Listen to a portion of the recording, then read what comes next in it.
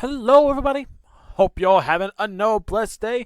For today's video, we are back in the game of Wizard101 for no other than a discussion about the new world of Carmella. So, in case you didn't know, on November 18th, we got a new update. And gloriously, in this new update, we finally have a new world in the game of Wizard101. In this new world, we can finally get to level 140 by questing through a new area that seems like it's off of like a freaking candy store. Yes, we got Chuku Chalks, we got gobblers with glasses, we got the big old dogs, we got this thing I don't know what it is, but likes the ball, and we have flaming s'mores and rock and roll mouses.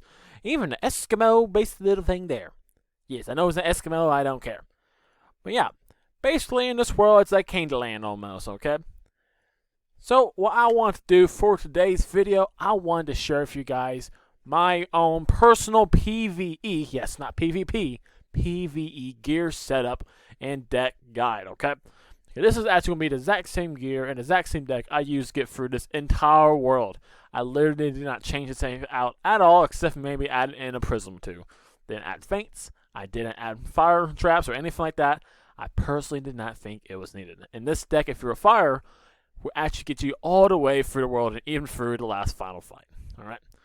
So, without further ado, let's first go into the stats, alright? Now, first thing you may have saw of my stats is that at level 140, at Cosmic, because we're a Cosmic Wizard now, I have 8,145 bloody health.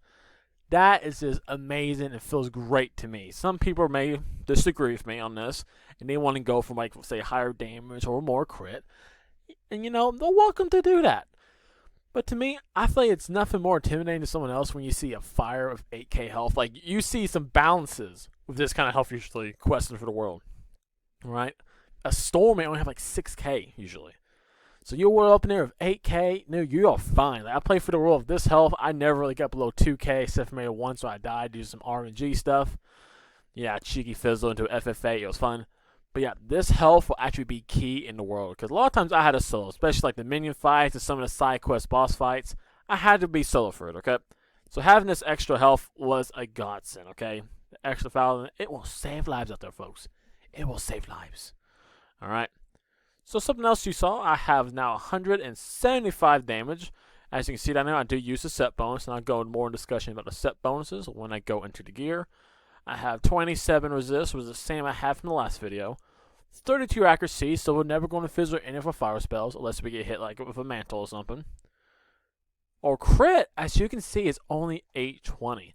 Now, for the last, I think the last update, 836, 837, something like that was considered max critical, okay? You're critical 100% of the time. However, I don't know what they're doing currently in the game right now, but currently, I think critical's messed up because if you scroll over here, it doesn't give you that percent, okay? And I'll tell you from experience, this 820, I criticaled every single fight, every single hit, every single time in this world, okay? Not once did I not crit. And even like now I've been questing a bunch of side stuff, I'm still critting every single fire spell. Alright, so I don't know if it's going to get changed or reverted back, but right now, I don't think you even need that max critical. As long as you have high critical, you're going to critical every single time like I did. Alright, so 820 works perfectly fine. 254 block. Who cares about block? I blocked like once. And then we have 5 Pierce because Pierce is dead in PvE. Right, don't care about those stats. Pip conversion is 53%, which is not bad, but my deck setup, you're rarely going to use a 1 pip spell, and I don't think ever really a odd pip spell for fire, so you never really get used. 100% power pips, so always getting those power pips, which is amazing. And then 121 shadow. This is the big part there. You have a huge shadow pip rating, okay? 121. So I'm going to say definitely go with highest shadow pip. Then you can easily this Blade 1 turn, Raging Bull. You kill just about anything in this world. Alright. So I'm definitely going to say go for something like this. Because a lot of kind of files have a higher damage maybe or still 100% accuracy. But they're usually going to be lacking either the 100% accuracy and a lot of times the power pick. A lot of people don't think you need power pip. I'm a big one against that, okay? Huge against that. Alright, so there's again, it's basically the stats we have on the wizard. So I'm going to show you now the gear I use to get this. So starting off, we have the Dragoon's Helm. You get this level 130 from the Catacombs, the best hat in the game. Helps you get that set bonus. As you can see with the set bonus right now, I'm using a 5-piece set bonus. So I'm getting a 6% accuracy, 7% damage, 140 pip converter for fire spells, and that 10% power pip to make sure I have a 100% power pip. Alright, next robe. The robe has been the best, seems like 10 years now. Robe Master. Some people like to use the one from the sewers, the 125 version, can give us more damage, more health, more critical. And you're welcome to do that. However, if you do use that robe, even the Bone Master's robe, you're going to lose either your power pip or your accuracy most likely, alright? And that's not what we're going for. So I'd never say use the Robe Master. It's going to take care of either your accuracy or power pip almost by itself. 18% accuracy by itself. So all you need to do is add a 12% accuracy triangle, a jewel, something like that, and guess what? You're never going to fizzle. You can use Edel sockets for Edel stuff. Alright. And then boots, of course, using Dragoon boots, also from the Catacombs craftable. Best boots in the game. For a 1, this is where it kind of makes stuff interesting. Using the Fossil Avenger Skull Crushers. Now, I wasn't thinking about using this one before the update came out. Maybe because before the update, this would not let you have 100% critical. So you had to use at least a Sinbad's wand to give you just enough critical to be over the 836, 837 mark, alright? This was what puts you back at 820. But since critical is not working there right now, this one is perfectly fine. Because not only does it give you really good damage and decent crit, it also helps with a set bonus, in case you didn't know, but also gives you that 13% Shadow Pip rating, okay? And that's the huge part about this, because the Sinbad one and a lot of Edel ones do not give you that Shadow Pip rating. So this comes in clutch, getting those quick Shadow Pips, and I can't even tell you how many times I've Raging Bullet a gosh dang flaming marshmallow in this world, okay? It was amazing. Alright. And also, in case you wonder about the set bonus I am getting is actually the 2 uses, which gives me 8% more damage, which is how I have 175 damage, which is freaking awesome in this world. Alright, so there's that.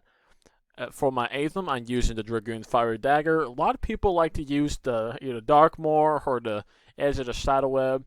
Even though it does have less damage, but it does have good power pip. That is an option if you're going that way. But you're going to lose that health. Just look at the health compared to these two. It's almost a 600 health difference. So already, that's where we're getting that health back, folks. We're getting that health up there. Without this, we've down it's like 7,500. We don't want to be down there, folks. We have bad resist. We get wrecked really easy. So since we get wrecked really easy, we're going to boost that health up. You know how it is. And also, since, we all get that 5 set bonus, this is basically like saying we have 20% power pip, alright? Then for the amulet, which again, some people are against. They like to use the Shane Bar Chain amulet, and I think you're insane! If we don't need a crit, why not use this? It also has, I think, the best pip rank 4 or level 4 spell in the games. Every school's best level 4 spell is in these amulets. Because not only does amulet give you, I'll say it again, over 600 health, as compared to, I think, the Shane Bond Channel gives you like 215. This gives you 400 more health than that. So already compared to, like, say, the Darkmoor, Avum, and Amulets, you're getting 1,000 more health. Say it again, folks. 1,000 more health. That is amazing. And I can't even tell you how amazing that was in the game. It also gives you that huge block percents, which is great to have because you never know when a block is going to save your life. It also help reduce some of the damage if you can't block. Okay, since apparently block resist is the thing now. No clue how it works, but apparently is. But it does give you that spell, which in case you haven't seen it, or you'd be crazy if you haven't, this is Fire Dragon. It's level 4, and it gives you 680 to 720 base, which is more than what a Meteor would do. Alright, I haven't used Meteor since I got this amulet. Alright, so there's that. And then for the ring, the last piece of Dragoons is Dragoon's Fiery Ring, and that's how you get our 5-piece Dragoons. Alright, now for the pet. One for thankfully non-failed pets is Dr. Patch, which I like to call him Little Mr. Robin Williams, because in case you don't know, here's some little nostalgia for you right there.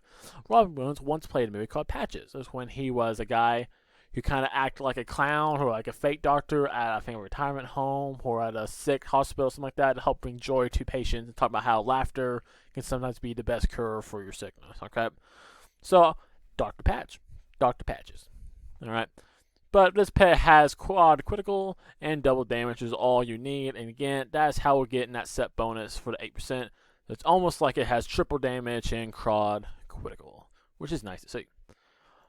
or mount is the Foul Gulcher. Just gives more of that damage.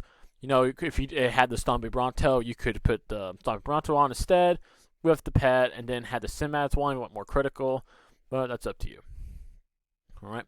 Then for the deck, we use the Paradox decks. I still think is the best deck out there, even compared to the Craftable one and Carmel, because Carmel one gives you, like, I think more block, like 6 more block, 25 more health, but then 1 less critical, so it's up to you really.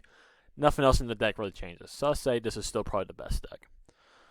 Alright, and this is actually the exact same gear I use for the exact same world. I have not changed any of my gear. Now, this is subject to change because there are level 135 Joels now, so I think there's like a 20% critical, probably higher health, stuff like that. So you never know, this may go up to 8,200. Yeah, so that's a possibility. Alright. Then the last thing, let's look at the deck. This is the full deck I use in this world, okay? And a lot of times, you know, I didn't really need this Elemental Blade. It's just an option because a lot of things do, like the Earthquake. You never know. So I have the one Epic for the one Raging Bull. The one Sharpen, which I put on either the Elemental Blade or the Fire Blade. 2 Fire Blades, 1 Raging Bull, 1 Elemental Blade.